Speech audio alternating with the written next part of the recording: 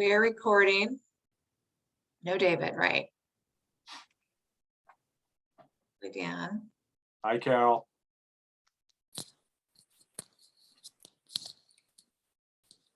Oh, you didn't hear me say hi, Carol.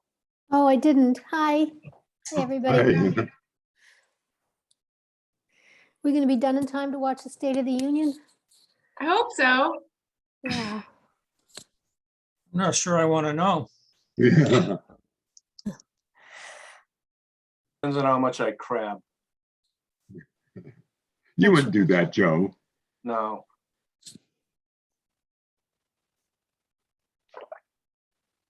All right, we need Gretchen. Just got 2 more minutes. Yeah. As far as I can see, we will not be able to actually close the hearing on 1075th Street tonight, even if everything goes well, which I would, I think it could, but they don't have a file number yet. They're the ones who know. They have a what? They don't have a file number yet. Oh, really? Wow. Yeah. Well, one issue is you may not be able, if Dan doesn't show up by then, you're not going to have a quorum to be able to vote on it. for the next meeting. So. let's Oh, hope- because we're missing David, and yeah, you'll be gone at the next one. Right. The first time we've had may potentially have had a quorum issue since before Yeah. COVID. Yeah. We need someone on, we need another person really bad. I don't know what's going on in the mayor's office with all this, but I'll shoot them another email. Yeah, I've heard nothing about my reappointment. So Yeah. weird.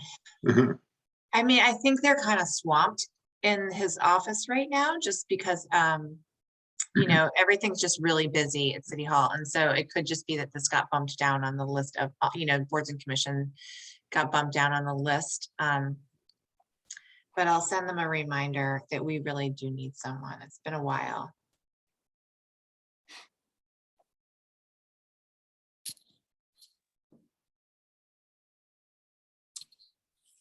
I will You be guys put see up- the article about Georgetown Conservation Commission getting sued for? Yeah, No, what happened?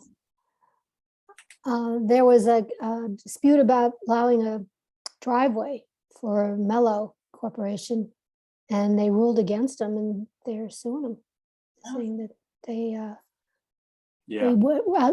operated outside their authority, basically. Oh, they didn't get what they wanted, so there. Yeah. I guess the court will find out whether they did or not. Okay. All right, well, Gretchen is not here. We have people here. So I'm gonna start this meeting. Let's bring this meeting to order. This is the March 1st, 2022 Newburyport Conservation Commission meeting being held on the Zoom platform, and this meeting's being recorded. First item on the agenda are the February 15th minutes. Do you have any comments or changes? I make a motion to approve. Second, Paul Healy? Abstain. I wasn't there for that meeting. Oh, well, can we? Well, we should be able to, I think we can vote on it. Oh, I'm pretty sure a Okay. majority. as long as, okay. In that case, I'll vote yes. Okay, well, that takes care of that. And there's Dan. All right, Steve Moore. yes, I'll come back to you, Dan. We're voting on the minutes. Carol okay. Wagon Yes. and Dan, do you have any changes? Well, there's already a motion. But are you all set with the minutes? Yep, fine with me.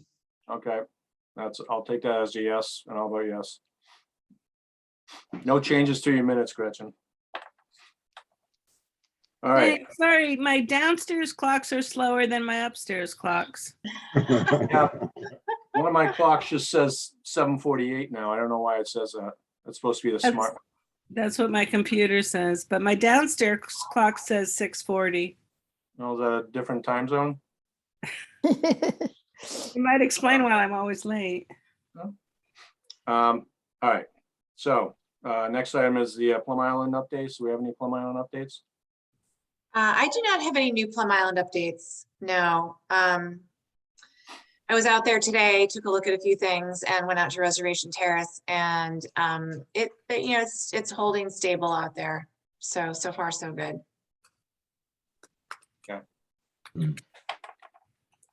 All right, then on to certificates of compliance, etc. First item is Aaron and Paul LaRosa, 8 Wildwood Drive, request for determination. Yes, okay, actually, let's see, I know we've got Paul and Aaron here. I'm gonna promote them to panelists, so they'll be able to speak. So when Paul and Aaron, when you get over, you can unmute yourselves if you want to speak. I've just pulled up the photos from their RDA of the site of the proposed shed with pool house sort of shed that's gonna go where the former trampoline and play space was. And, as we already reviewed at the last meeting, there's no new impacts to the buffer zone. This is within partially the 25-foot no disturb zone, but of course it's already disturbed. And so this will not change those impacts. And it'll be elevated. And this is an example of what they would be constructing. At the last meeting, I believe all the questions were answered, but the meeting was continued because they needed to go before zoning or meet with the zoning administrator to see if it required any changes relative to setbacks and things like that. So they met with Jennifer Blanchet, I believe, or they spoke with her, and it did require some slight modification of the proposed location, but not in a major way. And this is the revised plan. So I will zoom in on this and you can see, Aaron and Paul, if you want to speak to this in particular, like how it shifted, how far, in what way? Sure. This is Paul. So the feedback we got from Jennifer was that the structure had to be a minimum of 6 feet from the face of the wall to the property line. That excludes any roof overhang as long as the roof overhang is less than 2 feet. And so, as you can see on the drawing, what we did is just shift it literally about 2 feet, I think is what we had to do in order to get it within that 6 foot minimum. So that's, everything else is the same, the size, the general location, we've just shifted it 2 feet. And it removes the gravel area. Yeah, essentially for all intents and purposes, it's still within that gravelled area that we have existing.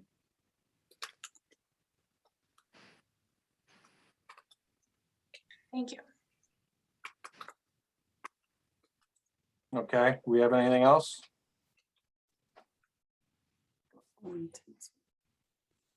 That's it. A motion? Would this be a -3? It's only -3 if you have some special conditions that you want to associate with it. Oh, then I'll make a motion for a -2 determination. Get a second? Second, I saw your lips move, Dan, but I didn't hear you. Oh, I said second. All right, roll call, Paul Haley. I'll abstain on this since I wasn't at the last meeting. Okay. Steve Moore, Yes. Dan Warshaw, Yes. Carol Wagon. yes. I vote yes. All right, thank you. Thank you. Thanks, everybody. All right, next item, Anthony Bonacorso, 182 to 184 Merrimack Street, certificate of compliance. Okay, and let's see, is anyone here to represent this project? That would be Jill Mann. Okay, Jill, I'm going to promote you to panelist.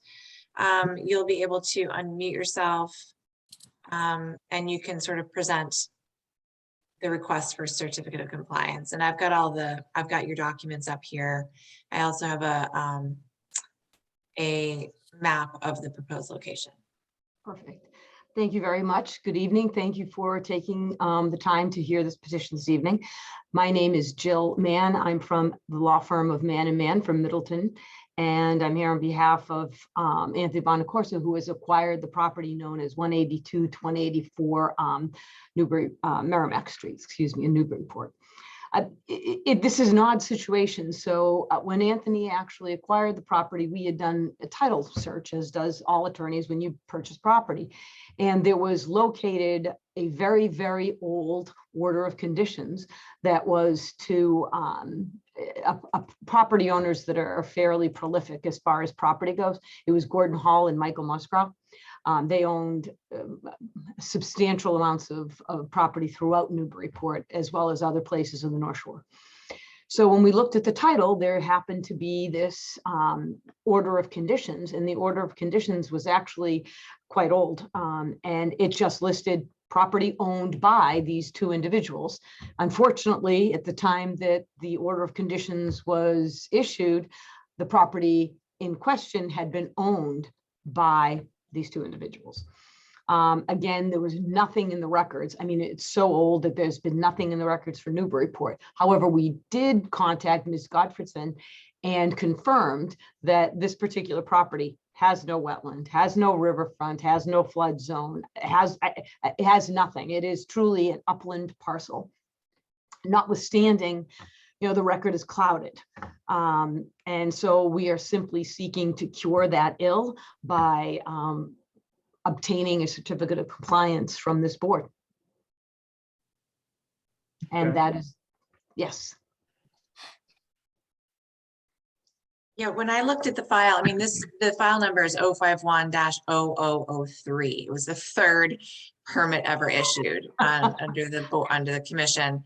And the file shows no information whatsoever on the nature of the project, not even the location of the project. Under location, it says City of Newburyport. Like, it doesn't even give it any form of address or even a reference point necessarily. There's a letter in there that refers to White's Court vaguely. And so my assumption, based on the limited amount of information we had, was that there may have been a much larger parcel and that did border on the river or did have floodplain associated with it or some sort of resource area adjacency. And that's why they got the order of conditions, but that then later that larger parcel may have been subdivided out. And this is just one piece of that later subdivision potentially that still could have kind of carried that OOC number with it. So I would recommend, given the location of this particular parcel and the age of the order of conditions in general, there's no violations out there right now on any of these sites that may have been associated with it. I would think that closing this one out entirely is probably a good way to go. Paul, were you on the commission back then? No, we finally found one that's older than me.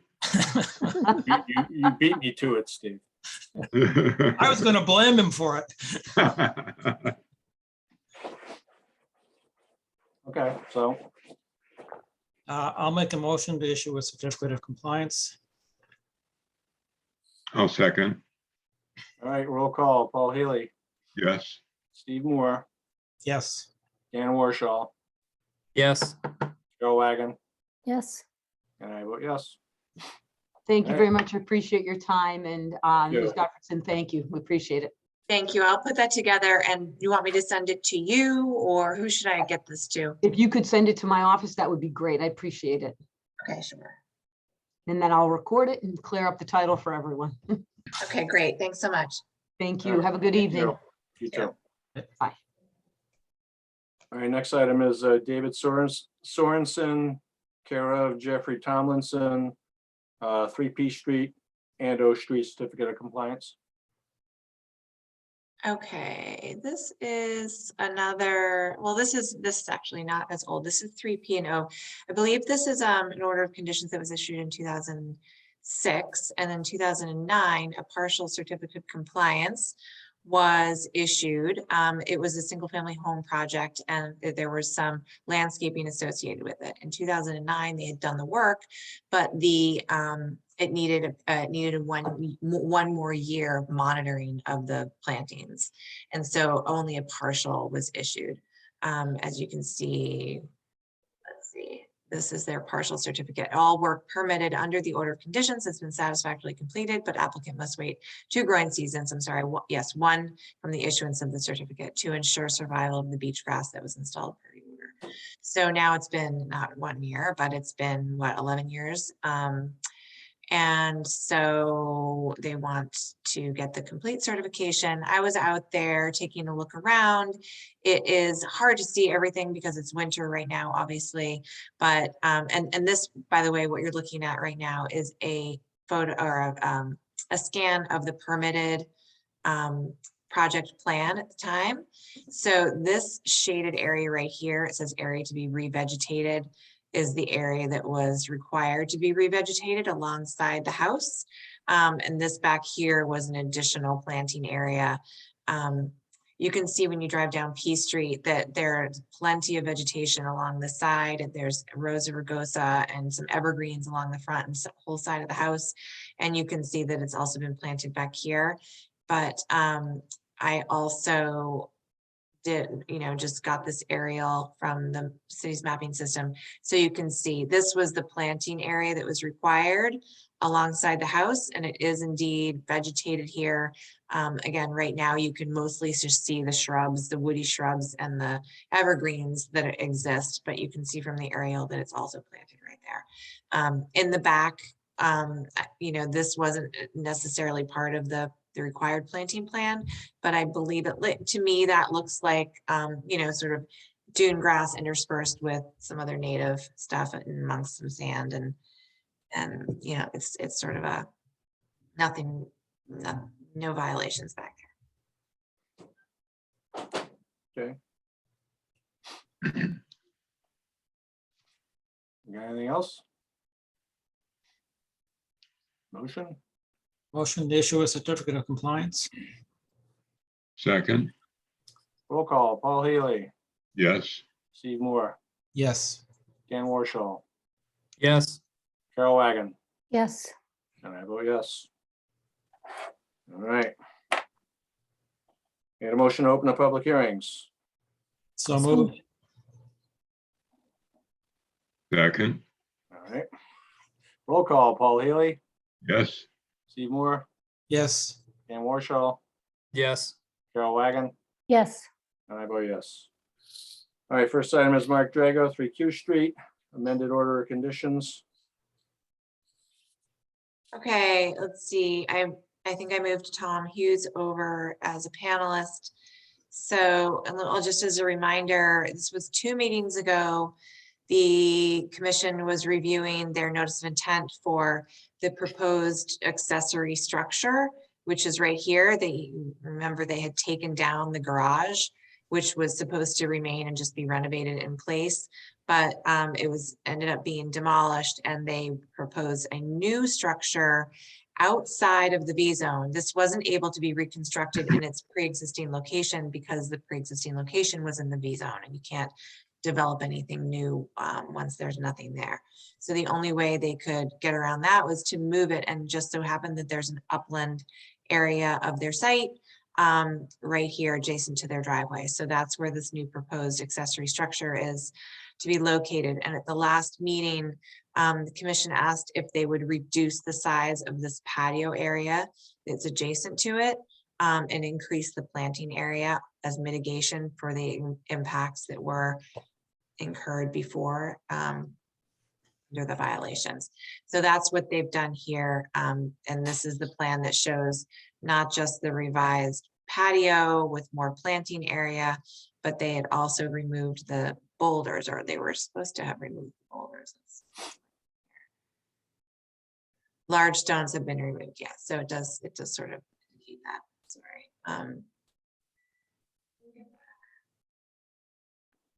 All right, Tom, anything to add on this? No, the only other note that you just zoomed in on is we added a note saying the concrete and paver facing was not part of the approval. as Oh, well. right. So we made That it was- clear. Yeah. So we updated the plan, and what you see for the patio reduction is essentially taking the graphic that we had showed you in kind of a draft form and incorporating it into the full site plan. So I think that was it. And unless the commission has any further questions or comments and all that, I asked that you hear from abutters, and then we would ask that you approve the project. What is happening with the wall? Has that been resolved? So Julia and I have been in communication, trying to schedule a meeting with the city engineer and with some of you guys. I understand the commission also wanted to attend on site. And a couple attempts to try to do that with the engineer failed. And Julia and I spoke about an approach today where I'm just going to give a couple dates that we can make it and just put those in front of the city's engineer and see. Yeah, I've given them a heads up about the situation, about the issue that's on city property, that there have been some revisions to the seawall that they need to take a look at. And before anyone moves forward with a notice of intent. So now we're just trying to schedule that meeting with the coastal structural engineer and those guys. So whatever we do tonight won't have any impact on that? We're carving out this issue from the rest of the issues? Exactly. And some of these plan changes were to make it absolutely clear that you were in no way approving that through tonight's vote.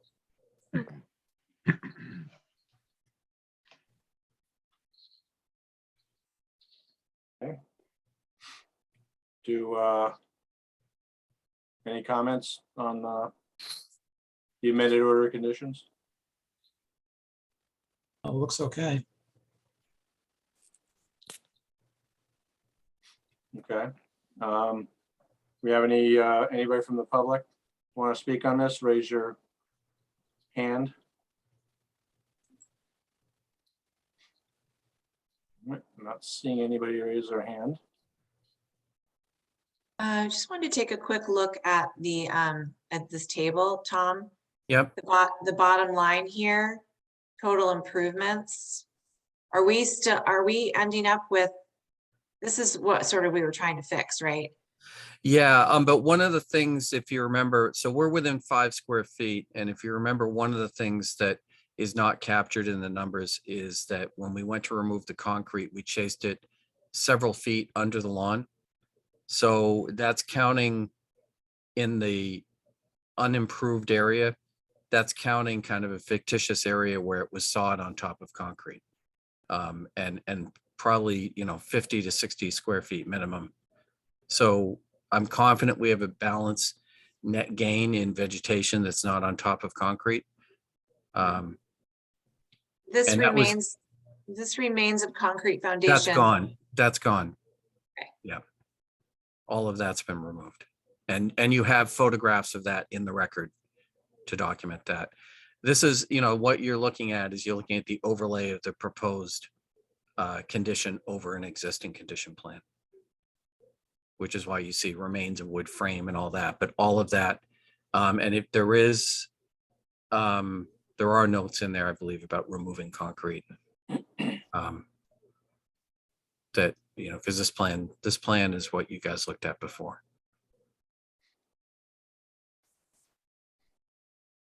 Okay. We all set on that now? I didn't see anybody from the public want to speak, so.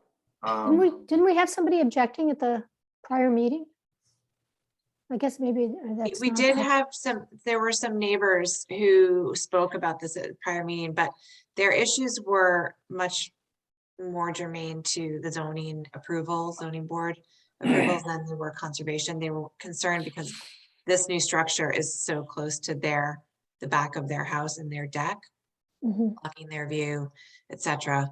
The height, all those issues. So that was conveyed to zoning. Okay. And has there been any response from regarding that? Like, are we gonna approve something that may get Yeah. changed? I by don't zoning? know. I don't know if they've approved this yet. Tom, do you know? So it's been filed with zoning. The hearing is still a few weeks out. I don't think it's the neighbor that you just pointed to. I think it's the neighbor that's kitty corner to that, or so down. If you can zoom out a little bit, I think it's, if I remember right, wasn't it the Richards that were? Oh, well, I know that this particular neighbor, but there may also be other neighbors. Yeah, I Um, think the one who spoke at the last hearing was the one to the right of that neighbor. In Over there, here. I'm pretty sure. And I know that the client with regards to removal of that tree and discussions with where the structure was going has been in touch with the one that it's right in front of. But their concerns were, were really zoning concerns, and they were asking why it had to be in that location on the lot. And we did point out at the last hearing, you may remember, why it's there, which is because of the flood, Right. being out of the floodplain kind of. But I think the commission may recall there was some discussion where the commission noted that the interests of the commission may be different than the interest of the zoning board. In a case Right, like this. well, no, but my only point is, if zoning comes back and says you gotta change that, we'll have already issued a. I think that given the options for location on the site, I think we're comfortable closing and having the amendment issued and taking the risk that we'll have to re-advertise if there's some kind of change. Yeah, I mean, my guess is that if any changes would be made under zoning, it may be to the size of the structure or to the height of the structure, but would necessarily be to the location of the structure. Okay, well, it could only go from here to the right, so. Right. But we'll find out, but I mean, you can always, it's up to you all whether you want to leave this open till after zoning in case any changes get made. No, I think we want to close this so we can, we can kind of get this off the plate, so to speak, and move forward with zoning. And if a change that's that significant comes back, more than likely, if anything changes in zoning, it'll be relatively minor. Because there's not really many places we can put that. Okay, no, I'm fine with it if everybody else is. So if they say it can't go there at all, In which case, we don't really have to amend. We just show on a COC that nothing went in. Right. okay. Okay, I'll make a motion to issue the amended order of conditions.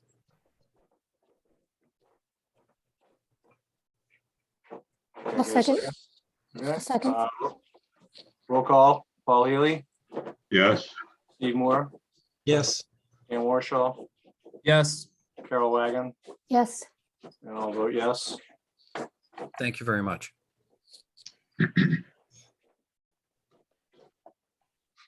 All right.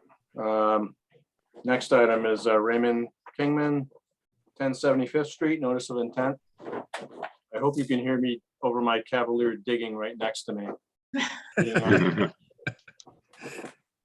I certainly can. Good evening, Tom Hughes with Hughes Environmental Consulting here on behalf of Ray Kingman. I think most of the commission is familiar with this location down the end of 75th Street. This home is right behind the Kaczynski home, which is right at the sort of epicenter of Reservation Terrace right now. The property is constructed on a solid block, full foundation, and has a garage on the property. You can kind of see in the aerial photograph that's right there in front of you. If we can click to, I guess we don't need to see where it is on the map unless anybody doesn't know where it is. So you can see the property is bisected by the AE9 and the AO zone.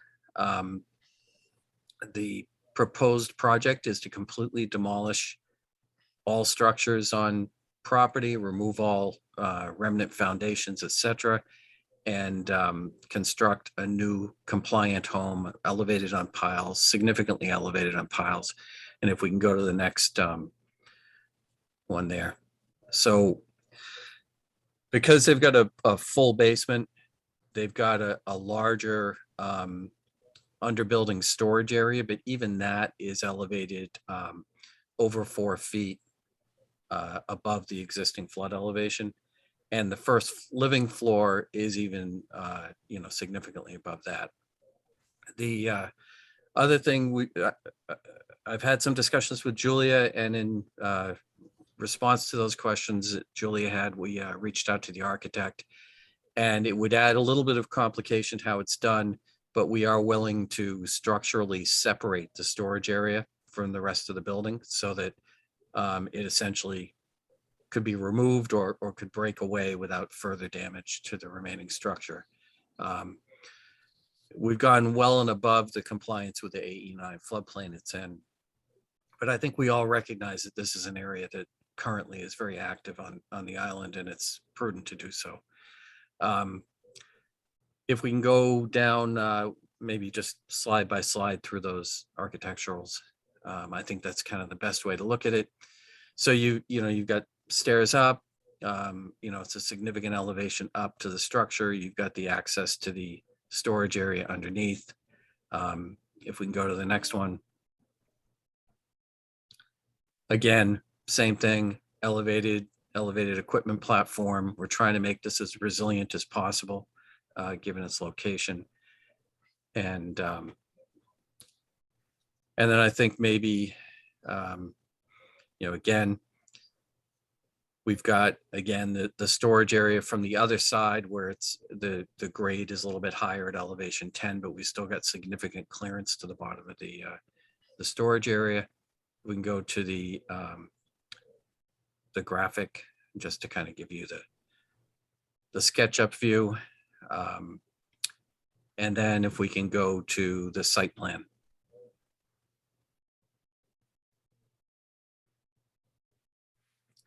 Okay, so, and then the other thing, there was an updated site plan, Julia, that we sent Yeah. in. I didn't pull that up because I just pulled up your presentation, so. Okay, that's fine. I'm Sorry. sorry. I forgot to include it in the presentation file, but that's fine. I mean, basically what we did is we colored in all the areas that are not driveway and. Oh, I do have that. Just hold Yeah. on one sec and I'll pull that up.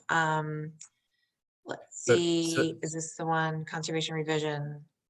No, that's cute. What am I doing? Sorry. So there'll be no garage. We're reducing overall building coverage. Everything's elevated on piles. And when we did the survey, there was some vegetation in those areas, but given that there's been an awful lot of sand cover that's moved in, our commitment here is to basically plant and establish vegetation where it isn't on that site. So I believe, and this is not 100%, but I believe that Mr. Kingman is looking at likely demolishing the structure in the relatively near future, and then kind of waiting out some of the sand placement that's coming up and kind of seeing how the situation evolves at Reservation Terrace before beginning construction. And that would allow us, if the circumstances have changed significantly, we could then look at, do we do something different with that storage unit, under the structure, in terms of, removing it from the structure or something like that. But it gives us some time to kind of see how things unfold. But overall, it's certainly a significant improvement over the current situation there. House isn't currently inhabited, is it? At this point, no. When we started working on this, yes. So this is something that Mr. Kingman has been working with the architect on for over a year. And we weren't quite ready with plans, but we almost kind of rushed in an incomplete filing back early winter, late fall. And then there was, because I believe we needed to go through a demolition permit in addition to the zoning decision on it. And given that that was not going to be able to be raced forward faster, we just opt to do it more in the normal course of business. Although I can't say that that blizzard a few weeks back didn't make me nervous. Right. So Luckily, the the tides. house in front of it, Kaczynski, is that the one that's been condemned? No, the Kaczynski is the one that looks a little bit like a ship's bow up facing onto the beach, elevated on piles with the big roof deck. Okay. Okay. He's the one that when we got him permitted, he actually did geotechnical borings and listened to what a structural engineer said for piling depth, and then went deeper too. So he's an old Navy guy, and he made sure when he was putting money into that house that he did some really smart things that I'm sure a lot of other folks wish they had done. This is the Kaczynski house. It's right at the end of 75th. It's in an area that is, subject to that same heavy erosion. But the one you're thinking about, Steve, is to the east of that, I guess, or the south of that, further towards 73rd Street, 74th Street. So the rock berm that got put in ends right in front of that house, I think? Essentially ends just to the west of these two houses. Right. If you go down to the end of 75th, you'll see the end of the rocks and the beginning of the core bags again. Okay. So Yeah. I'm curious about the water and sewer connections, how those are being made resilient or. That's above my pay grade, but it's a good point. And I think that obviously when you go to pull a building permit, all those provisions need to be in place to provide water and sewer for a house, or they wouldn't be able to pull the building permit. Right. And I think what I look at is there are a number of homes in that area. It's a fairly low-lying area overall, especially as you move a little bit south and west of this site, with a lot of homes that are on cinder block foundations. And like the one that was condemned, the more projects like this that we can get through, the better. I mean, Mr. Kingman is lucky in that he started this process with the architect. I think I actually met with him first about 2.5 years ago, and then he took some time making a decision as to whether or not to proceed. But he really went forward with design a little over a year ago. So he's ahead of the game, but we haven't heard from abutters yet, but I would just encourage any abutters that are out there with a solid foundation to, at least permit a replacement on piles, and do it sooner rather than later. It's just, the more you can make the homes in that area resilient, the more you can, not just count on some sand. Yeah. I do have to say that the lengths on the profile pictures to the 3/8 of an inch and 1/2 an inch and 5/8, you better level out that sand really well. Yeah, well, it's and we actually went out and updated survey after one storm, but it's so dynamic that we confirmed with before going forward with zoning and finalizing these plans, we went and confirmed with the planning office that we had to basically stop it at some point. So the grades will have changed since the survey was done, and they'll change between now and construction. Yeah, there's no doubt. I just thought it was impressive to see it to that particular a length. Normally, whenever it puts a profile on the site plan, he doesn't always carry through the 3/8, right? Architects usually are pretty exact on that stuff. It's the same architect, by the way, who designed the Kaczynski house. Oh, okay. I mean, as we talked about, Tom, the flood elevation is one thing, but the sand elevation that moves around through there is another thing. Right. So like, I think that's what Joe's also saying here is, Well, and I see think, what happens.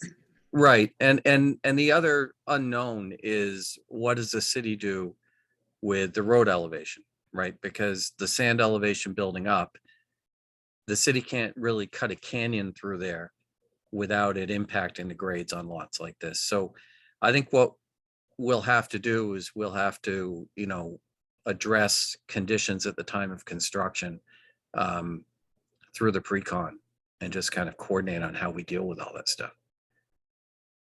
Yeah, I was more commenting on the exact Right. lengths. Yeah. And it's going to be different if you measure half an inch over. Yes. what it goes up to, that's. But when measured against a snapshot in time at the time of survey in that exact location, that is the dimension. Mm-hmm. Yeah, it will evolve between now and when they start construction. Obviously, things may change again. So we'll just have to play that piece by ear, and there can always be amendments to Right. this. Yep. Right. As I long mean, as it's still going to have to comply with building code and FEMA elevation requirements that are in there at the time of construction. So as long as it's 2 feet above flood elevation, and I'm yeah, fine. and that we've got, right? 4 feet. So- We got 4 feet. Yeah. Sorry for opening that can of worms. It's all right. Look, I'll be quiet it's a good project, and we do not have a file number yet, I don't believe. So I believe we have to push it to the next meeting, but I just wanted to hear if you guys had any concerns or questions or things we need to add to the plans, and also, hear from any abutters, and then look to move to the next meeting where hopefully we can close an issue. So is the whole lot going to get cleared? I know you're talking about removing all the structures and everything. Yeah. I mean, we're not going to go, depending on the sand cover at the time, we're going to chase the structures, right? Chase out any foundations, things like that.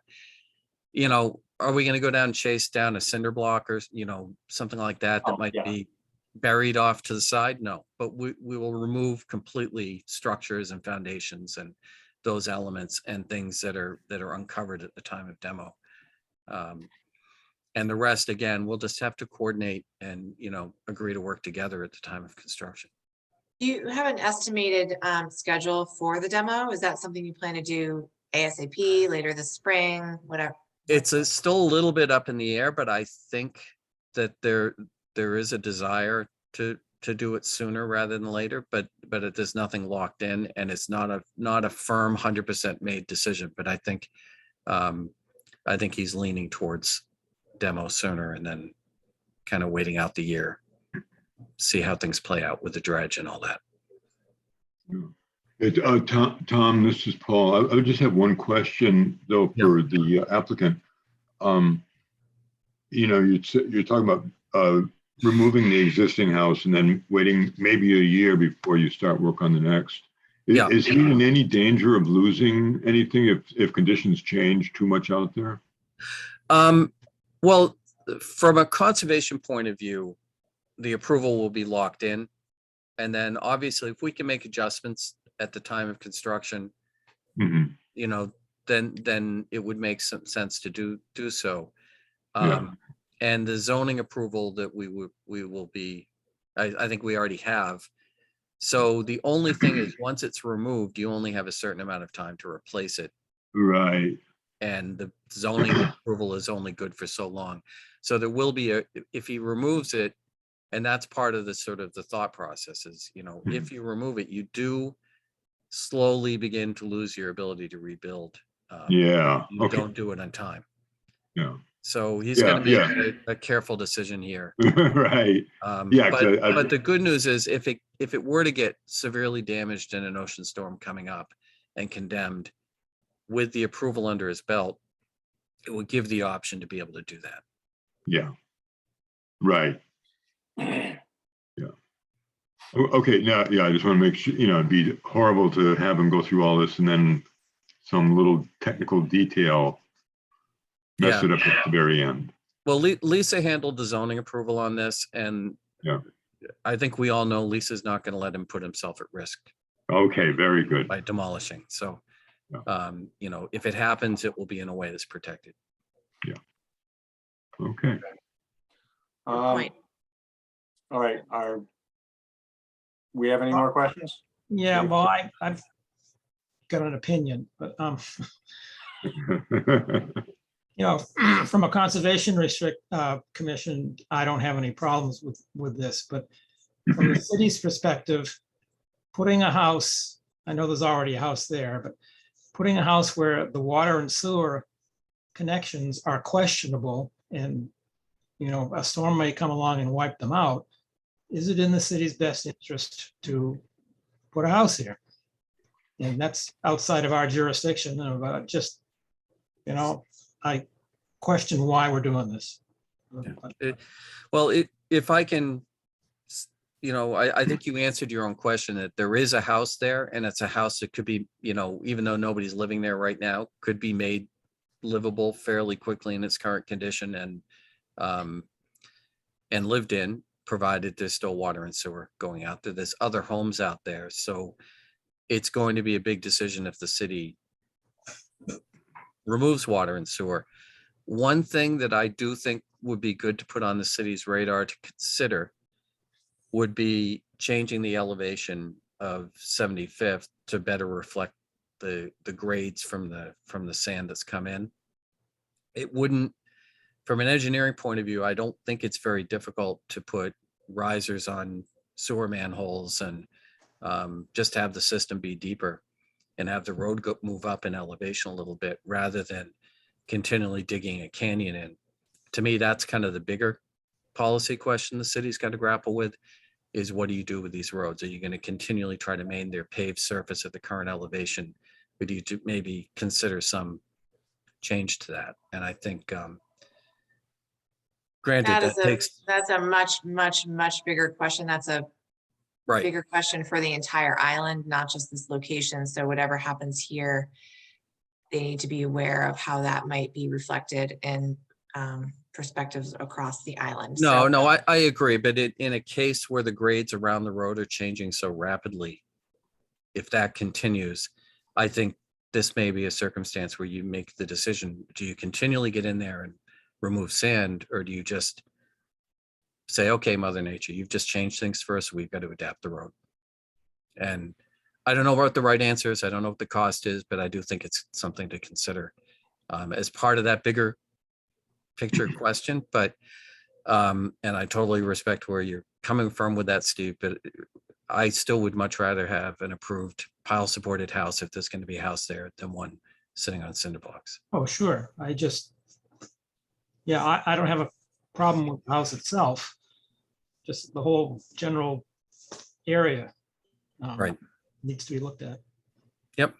No, I hear you. City's gonna need to do that. Okay, we have any? Yeah, I was just Right. gonna, just to piggyback on Steve's comment, again, out of our jurisdiction, but it seems like at some point there should be a way to have a property owner sort of sign a disclaimer like, okay, you want to do this, it's fine, but don't come calling for our help. You know, when all the sand washes away from underneath it. It'd be nice if there was some method of having a developer sign off, say, all right, I'm gonna do it, but it's on me. Yeah, I would add that a pile supported structure will have less demands on that kind of circumstance than the current structure. But I mean, all points that are well noted. The other element that's still unknown is once we put the sand there from the dredge, and if we ever figure out how to adjust the jetty very carefully in a way that stabilizes the sand situation. It wasn't that long ago that the dunes were 300 feet out there, and you know, it could very easily happen again and be another 40 or 50 years before this area is at jeopardy again. You know, the last time it was exposed like this was in the 70s. Yeah, well, we'll have a lot of sea level rise in 40 or 50 years too, so. Yep, no, But, absolutely. That's a different discussion. Right. for the time. But with that, I guess if we could find out if there's any abutters with any comments and then perhaps move to continue to the next meeting. That'd be Yeah, great. are we all set? Are we all set here? Mhm. Yeah. Anybody from the public want to weigh in? Raise your digital hand.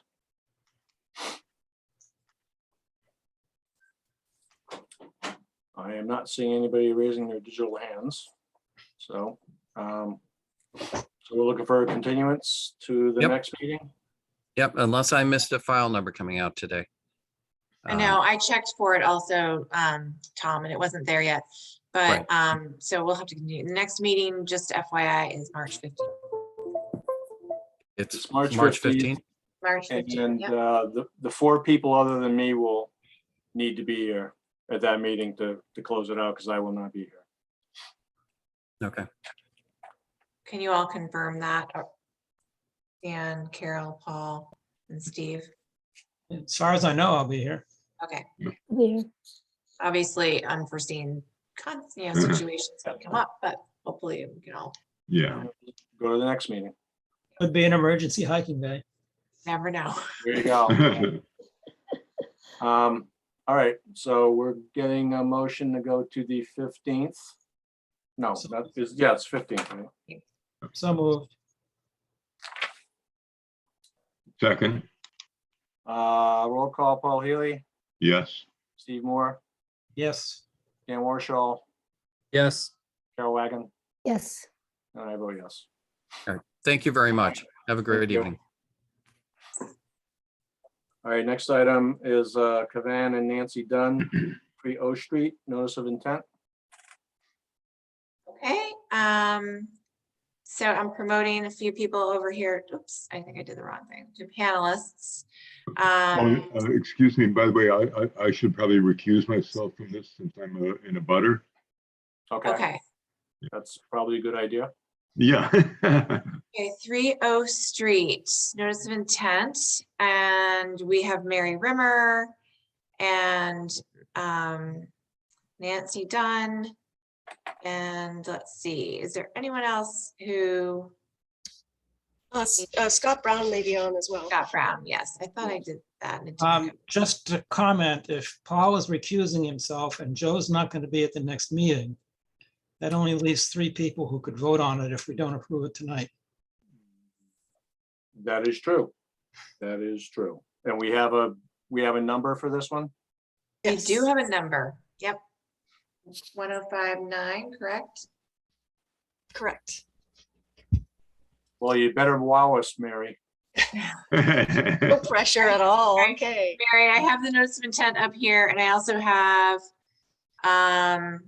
Oh, great. Well, Some photos and stuff. That perfect. yeah, Thank photos you. and things. Let me know how you want me to scroll through all Sure. this. Well, we can start right, with the project locus right there at just where you are on the screen. That's great. That's what the project site is. There's actually two separate parcels on this lot, or they're two parcels owned by the same owner, right next, side by side.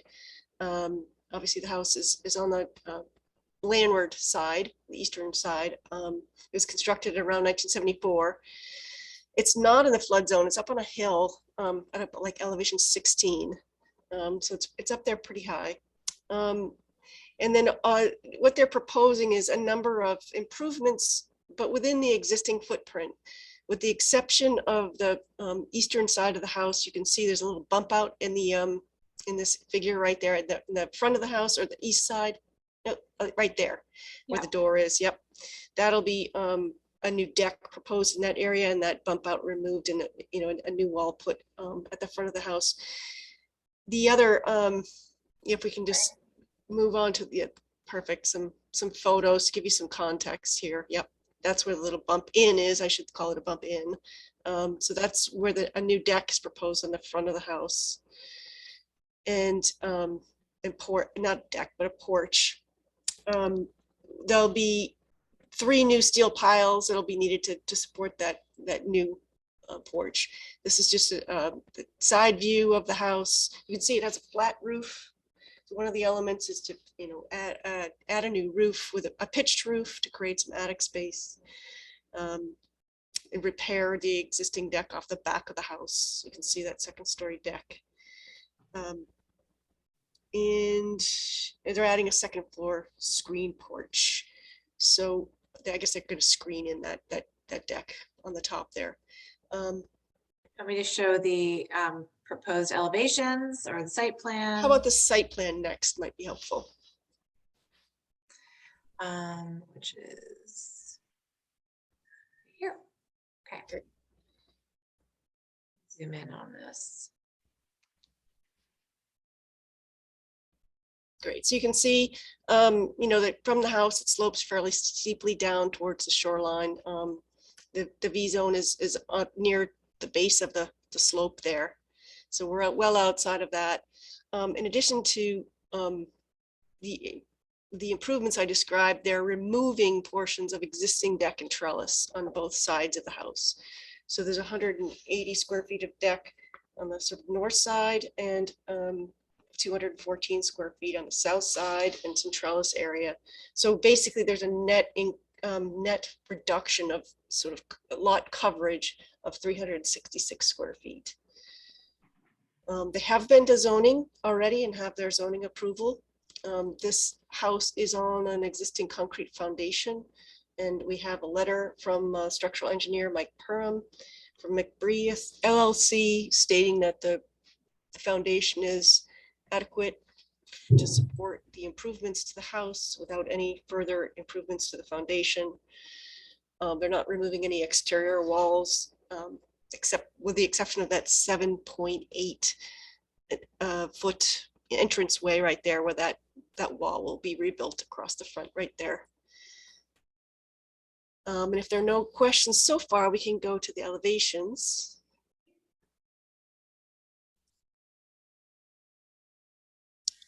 And this gives you some idea of what is proposed for the exterior. You can see the flat roof is proposed to be changed to a pitched roof. There's a view of the porch and deck in the front of the house. So Mary, is that going to be living space up there?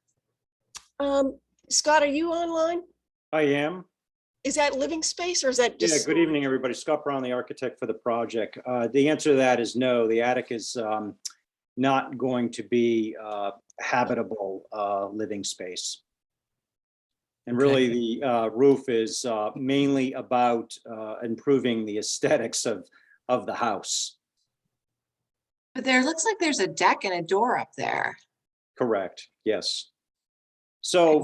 And dormers, but yet Yeah. not living. So the space. overall square footage, yes. So there's a stair that leads up there. So there is going to be access to a deck on the front and back of the house.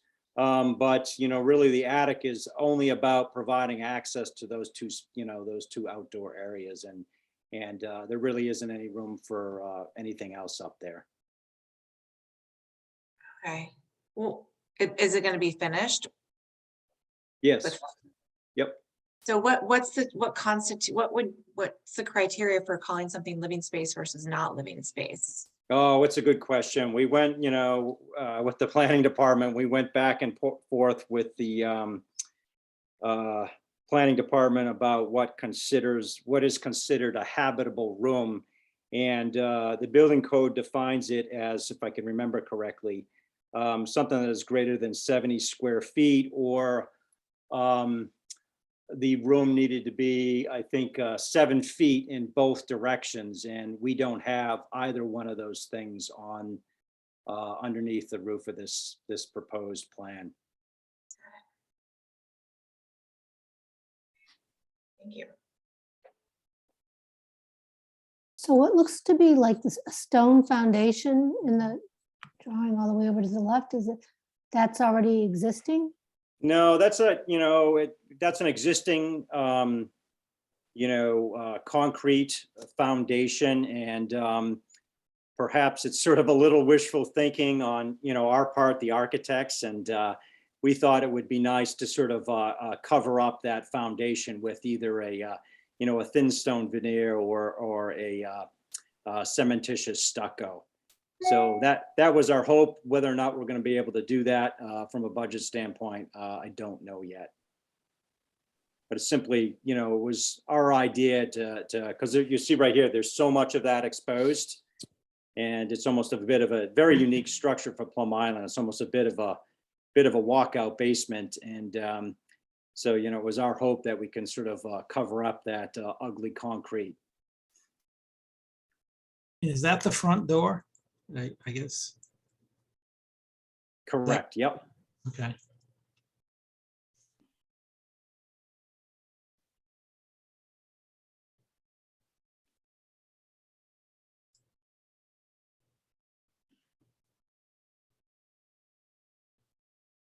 And where do we come in terms of the percentages, Julia? Did you already calculate those?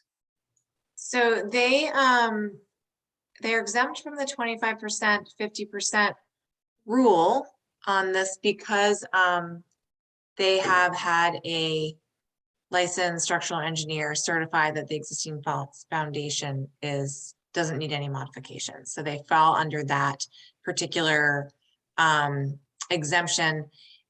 Also because, and the reason why they're able to fall under that exemption, as we talked about in our regulations meeting, is because this is outside of the V and the AO zone. In fact, it's outside of all of the high hazard zones. It's outside of the floodplain entirely in this location, which is really rare. The V zone does come onto the site, but not onto this portion of the site where the house is. So that enables them to utilize that clause in the regs and get that structural engineer certification. I did though ask, however, for them to just confirm that they will not be taking down more than 50% of the walls and adding a new roof. Clearly they're adding a new roof, so that was one thing. I just wanted to make sure, given the change in the siding and the extent of the renovations, that they weren't also removing more than 50% of the walls or not using existing walls as exterior walls. And they provided that confirmation for me today, which is, I believe, this. So the only walls to be removed are this one and this one up here. The rest is just re-sided, I believe. Is that correct? Correct. Reskinning, putting some new fenestration in. And the house and plan right now is shaped like an H. So part of this project is to sort of infill those sections of the H. So in those indentations, those are the only areas that we're actually proposing to remove exterior walls. As you noted, it's actually a very small percentage relative to the overall wall surface. Can we go back to the pictures of the existing house? I just want to look at the H's. So that's the front of the house. We have one in the back. Front right corner. Yep, that's the back right corner. Okay. So those indentations are going to be filled in. Correct. Okay. And then this upper deck is going to become a screened porch. Is that correct? Correct.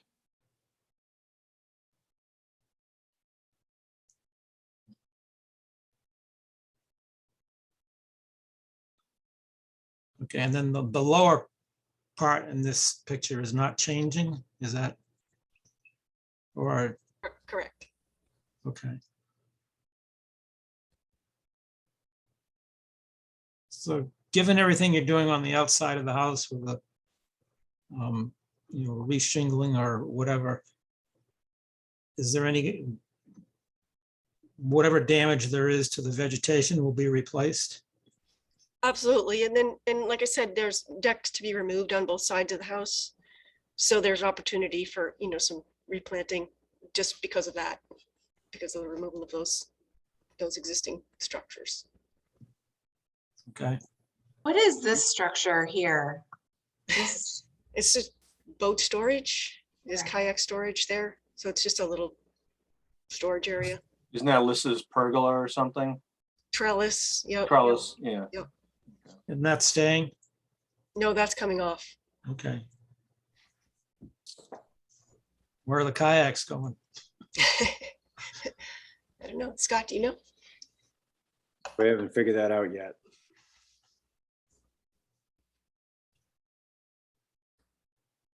All right. We got anything else?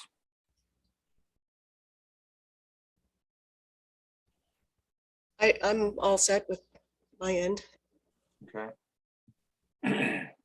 So that attic doesn't have 7 feet of headroom or 7 feet across, is that what you're saying? Well, it does have 7 feet of headroom in certain areas, but it's just enough to access those. There's sort of a front to back hallway, which is just enough to access the deck on the back of the house and the deck on the front of the house.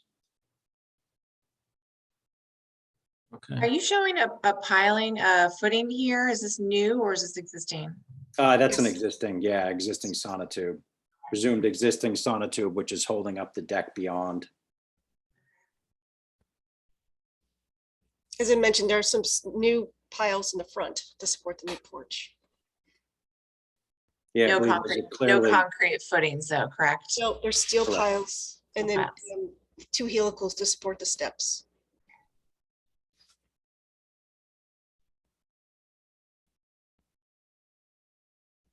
Okay.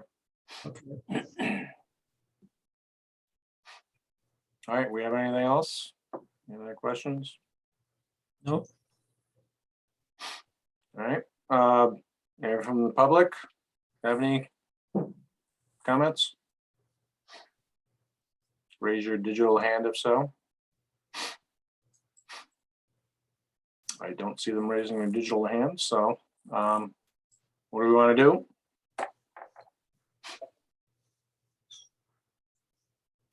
I'll make a motion to close the public hearing. Second, All right, roll call. Paul Healy. Please Was recuse that a yourself. yes, Paul? Your mic's off. Oh, you can't vote. Never mind. Steve Moore, Yes. Dan Warshall, yes. Carol Wagon, Yes, and I vote yes. All right. Thank you very Thank much. you, Mary. You wowed us sufficiently. Great, thank you. Have a good night. All right. Yeah. You too. Right. All right. Get a motion to close the public hearings.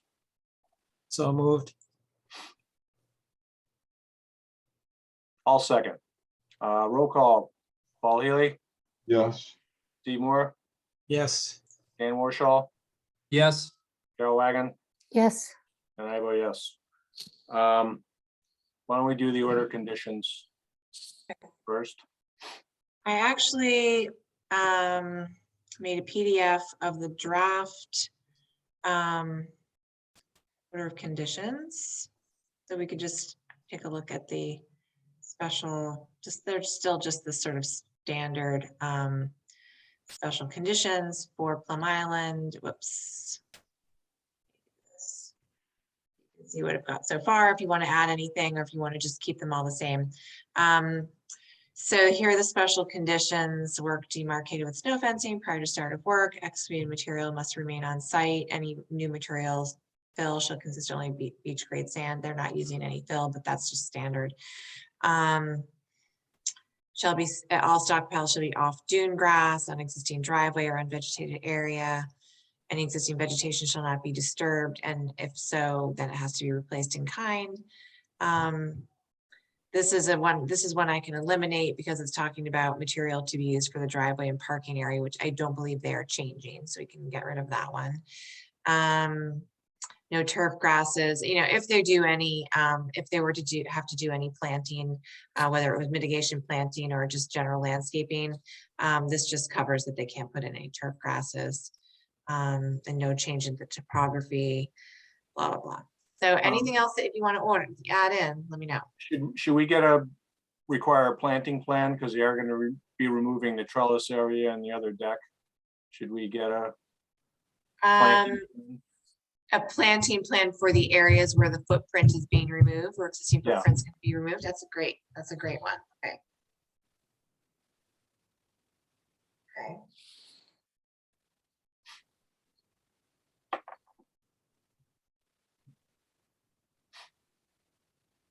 Okay. Anything else? Pretty straightforward. I'll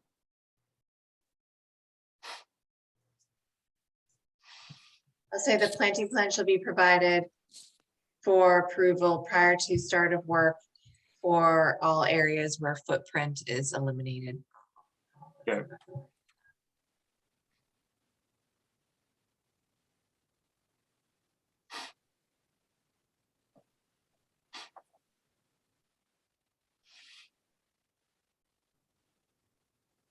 All right. Get a motion? Motion to issue the order of condition. Second, Roll call, Paul, oh, no, Paul can't. Steve Moore, yes. Dan Warshaw, Yes. Joe Wagon, Yes, and I vote yes. Alrighty then. Julie, can you demote Nancy Dunn and Scott Brown? Oh, yep, absolutely.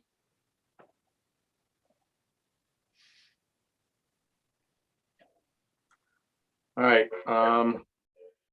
last is the enforcement violations, 3Q Street.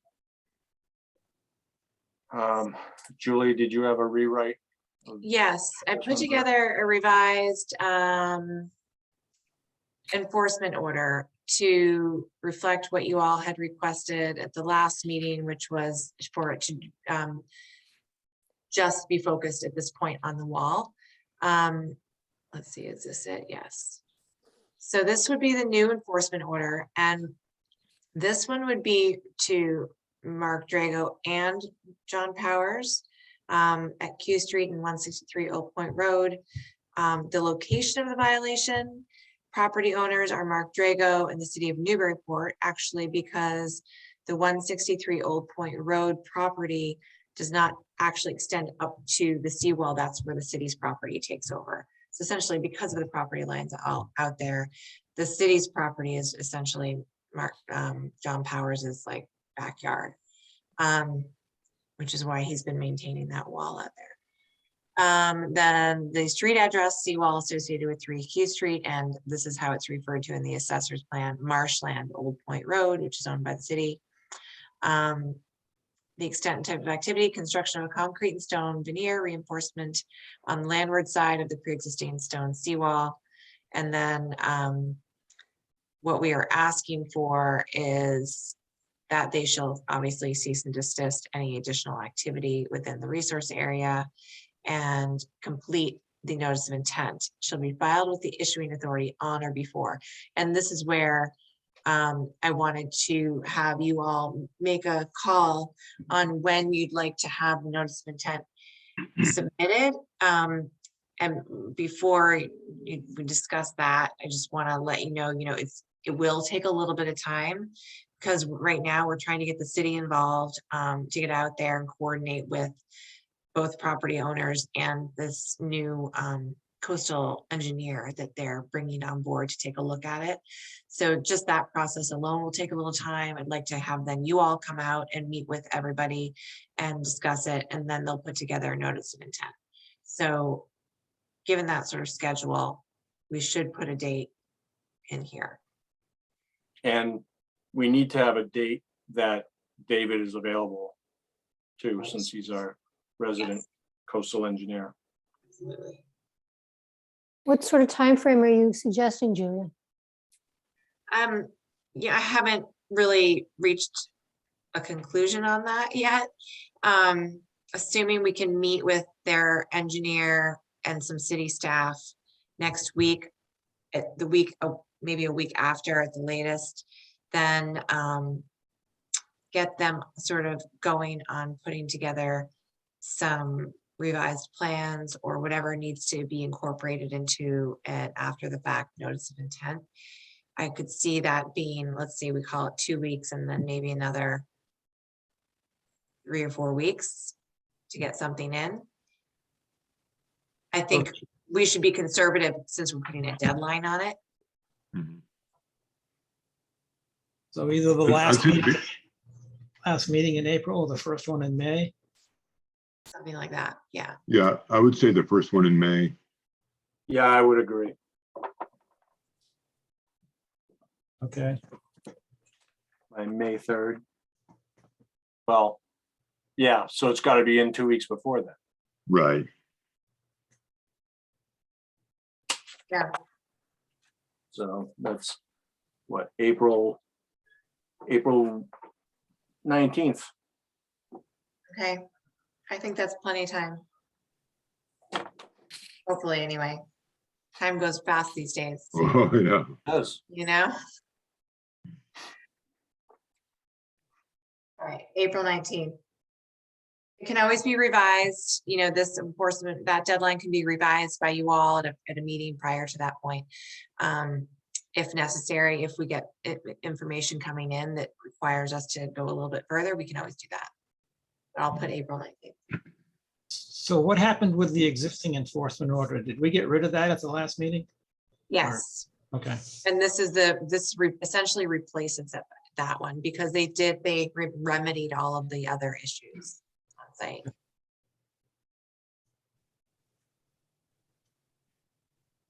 have you been has anybody been able to contact John Powers?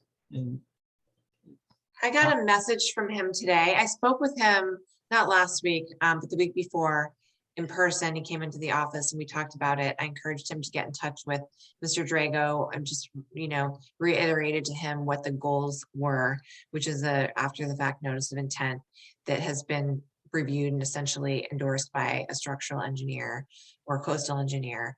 And that they needed to work jointly on it.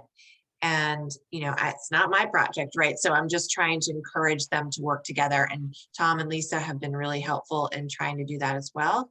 And now we just have to make sure that that happens. And I got a message from him today. He was planning on attending tonight, but instead said that he would, you know, given that this is moving forward, he would write a letter, just reiterating his, you know, rationale behind the wall and additional issues that he was trying to repair out there. I said, that's fine. And we can take a look at that as well. But that the main goal is to get this notice of intent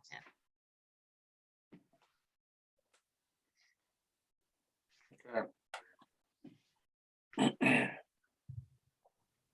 All right, then. Do we have anything else? No, we did not vote to issue this. Right? We All did right. not, you need to vote. I mean, you essentially voted at the last meeting to revise, you know, to sort of eliminate the last one and to put together a new one. But as I'm putting it together, I needed additional information on the date that you all wanted to use for the deadline. And then so I think you should vote on this. Yeah. I'll make a motion to issue this enforcement order. second, Roll call, Paul Healy, Yes. Steve Moore, yes, Dan Warshall. Was that a yes, Dan? Okay, Carol Wagon, Yes, I vote yes. All right, Okay. anything else? One last thing is just, this is just the regulations that we've met a couple times now to put together some suggested amendments to the regs. And I think it looks good and it's relatively straightforward, but just cleaning a bunch of stuff up, which is going to be really helpful. So I emailed that to you all tonight. I was telling Joe and Paul that it bounced back from their emails and it bounced back from yours too, Dan, initially. So I resent it to the three of you. And hopefully you got it tonight, and just take a look at that before the next meeting because it will be on the agenda as a public hearing at the next meeting. Will do. Thank you. the next meeting will be a public hearing or we're doing that Well, separately? No, it will be on our agenda at the next meeting, which is the 15th, as a public hearing. So it's not a whole separate meeting. It will just be part of our regular agenda, but we will discuss and vote on those changes. Do the changes have to be advertised in the Daily News? I'll put them on, yeah, we'll put them on the website. As Well, part of but do we have to put in an advertisement? It doesn't say, it just says it has to be voted on in public hearing in Okay, our regulations, yeah. yeah, I can't remember if we advertised it last time. Yeah, but I did send an email to Sharif, just with a copy to him as well, letting him know, because so much of it, is relevant to Plum Island and our regs, just to give him the heads up that we were making some changes and he can review those as well. Okay. Steve, that one will be all yours. Oh, goody. How do you envision that would unfold, Julia? Will you basically just present what the changes are? I mean, what will you need from us at that meeting? Yeah, so that's what I think, that was my plan. You all have reviewed them at this point, or will have in more detail by then. And they'll be on the website, and I'll just pull up the regs. We'll just quickly run through those changes, and you can vote. And, I don't think at this point the commission should have a lot of discussion about them, because that's what we've already done. That's how we came up with them, which is why if you do have concerns or comments or questions ahead of time, just email me separately, not as a group, but just email me separately. And then hopefully the vote can be pretty straightforward at the hearing.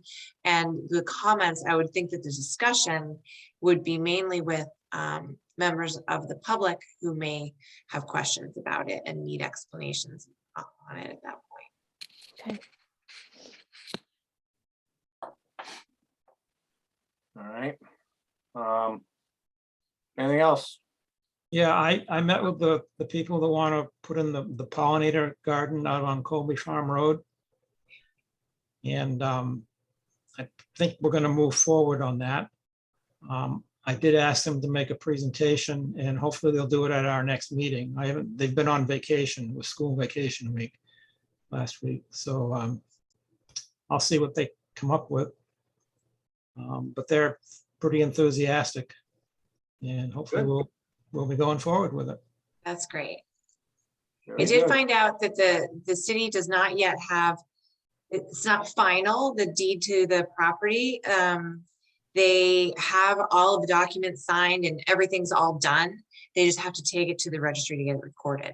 And once they do that, which is going to be by the end of this week, actually, they will send it to me and to the city, and then it'll be fine. So I wouldn't think that the ownership should get in the way of their schedule.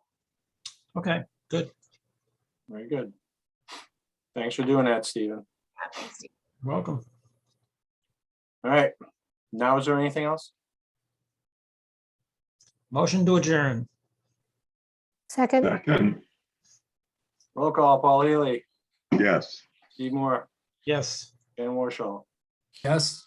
Carol Wagon, yes. and I vote yes. All right. I know. Later, guys.